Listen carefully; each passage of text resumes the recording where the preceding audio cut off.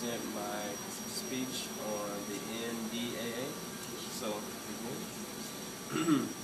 the Constitution gives American citizens the right to a speedy and fair trial if ever detained by authorities in this country.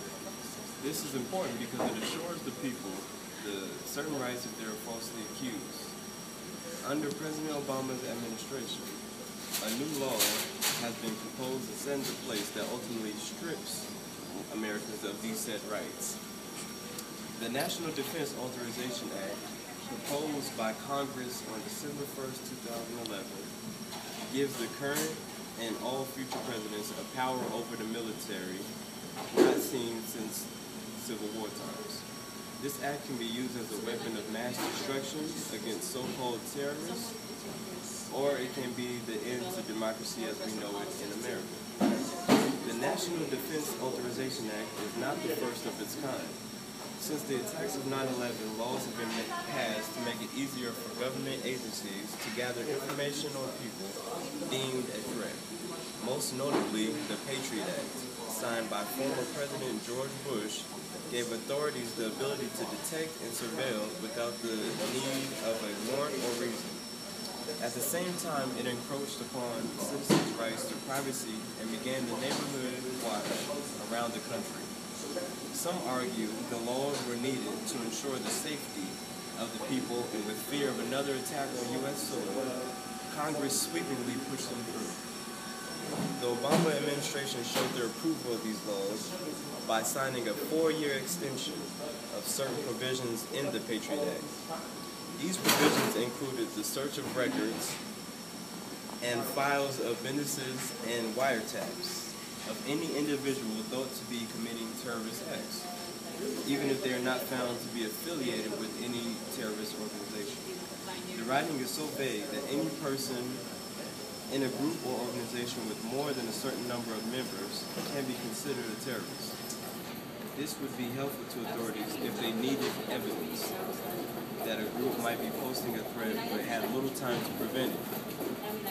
It gives them the power to bypass warrants and begin investigation right away. The law itself poses a threat to the privacy of any group, including Masons, lodge members, Boy Scouts, fantasy role players online, and many more. With the war on terror still going forward at full speed, the government felt it necessary to implement the Ndaa, a law that takes surveillance and detention to the next level.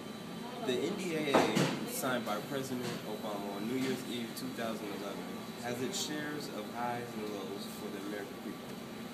On one hand, the law gives women serving in the military the rights that some may argue are long overdue. Women in the armed forces can now choose whether or not to keep a baby conceived during incest or rape. Before, women still had the right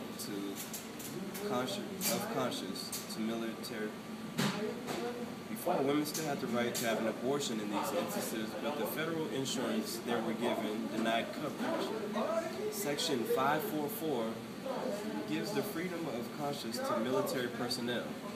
This particular section in the law also allows personnel to practice any religion they choose, although according to the Constitution they are given this right automatically.